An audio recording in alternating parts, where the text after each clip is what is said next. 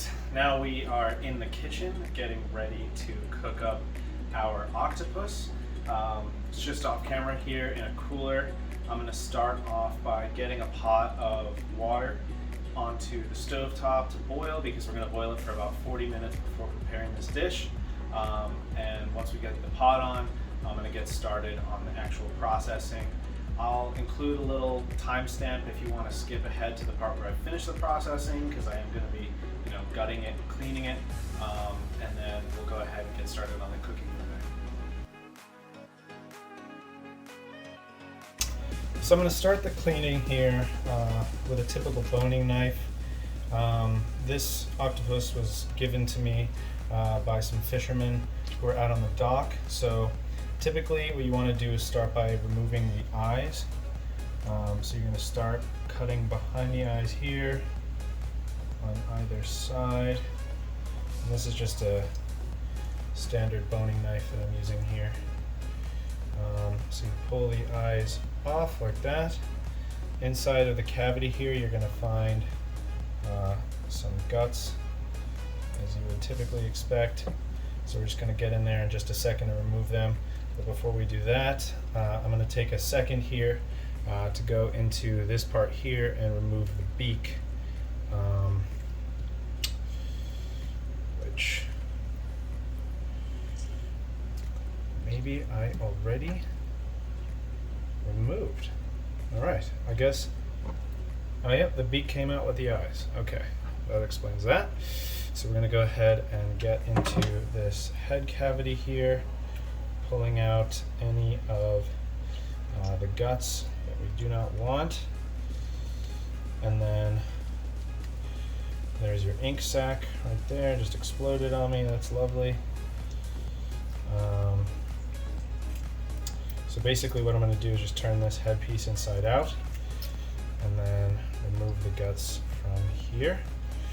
Now once we get the guts removed, I'm going to take you guys into the sink, because what we're going to do is salt the octopus before we put it in the boiling water, and that's going to help tenderize it a bit. So now we've removed the guts.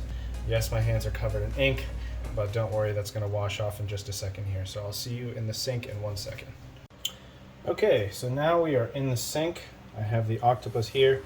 Now on the outside of the octopus there's quite a bit of slime, and I know some people are going to think that this is kind of gnarly looking, but if you ever eat octopus at a restaurant, this is what's going on behind the scenes. So what I'm going to do is take a little bit of this sea salt. I use sea salt because it's coarse. I want to rub it in and use it to get all the slime off and also tenderize the meat slightly. So basically I'm going to add the salt, pretty heavy amount, because I'm going to wash it off and it's also going to get boiled in a second. And then just basically knead it into the octopus, and I'm going to pull on each tentacle, rubbing that salt in, and that's going to pull off a lot of that slime. And then I'm going to go tentacle by tentacle, just pulling it through, getting that salt deep in there, simultaneously sort of squeezing the flesh, getting the good tenderized end result. So I'm going to do the same thing to the head, turn that back inside out, really get that salt worked in there, and then we are going to hit it with this sink. This is an absolute mess.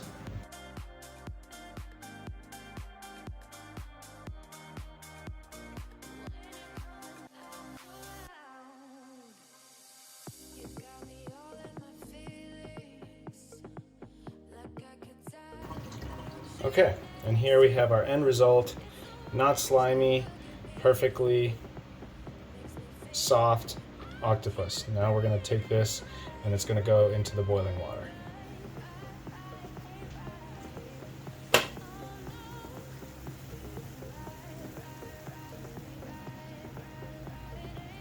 It's always incredible to me how much of that octopus color seeps off into the water. Like, it started out crystal clear and now it's a deep purple. Anyway, but we're gonna take our cooked octopus now and add it into a bowl and put it on the side to cool. Usually I let it go down to room temperature, and in the meantime we're gonna go ahead and get started on some Spanish style rice. So into a pan, I'm going to add just some regular white rice, a little bit of olive oil, some salt. I'm gonna break down an onion. And once I finish breaking this down, I'm just gonna sit this to the side for a minute while we finish toasting our rice.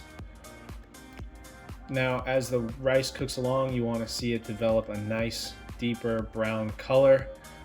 This entire recipe is a Spanish style octopus recipe, so that's why we're going with this method.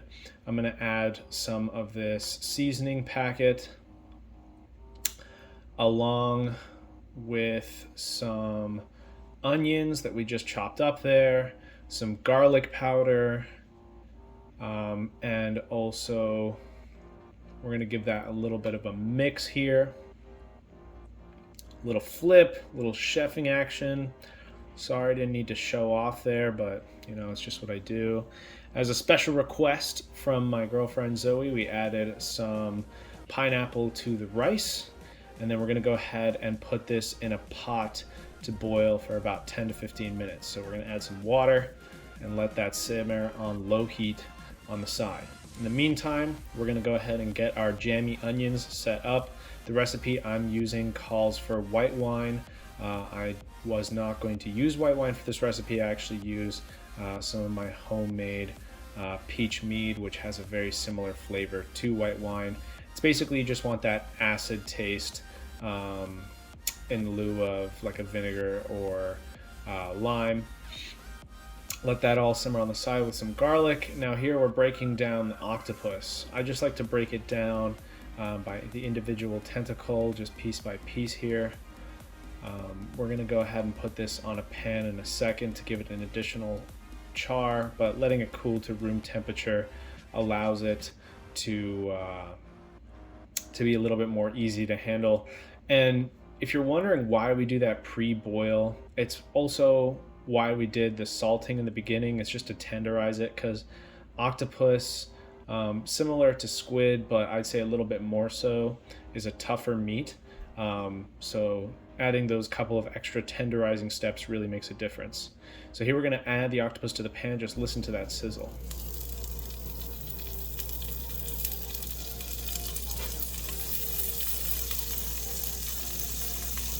Nice. So once those get a little bit of color, we're gonna give them all a flip. And once we flip them all, we're gonna start our plating. So our rice should be ready. We're gonna get that put onto a plate, followed by our octopus pieces here, and then we're gonna top that with our jammy onions. And that is our octopus catch to cook. If I'm being honest, I probably would have tenderized the octopus a little bit more. It was still a little bit chewy, but thank you guys so much for watching the video, and I look forward to seeing you on the next one.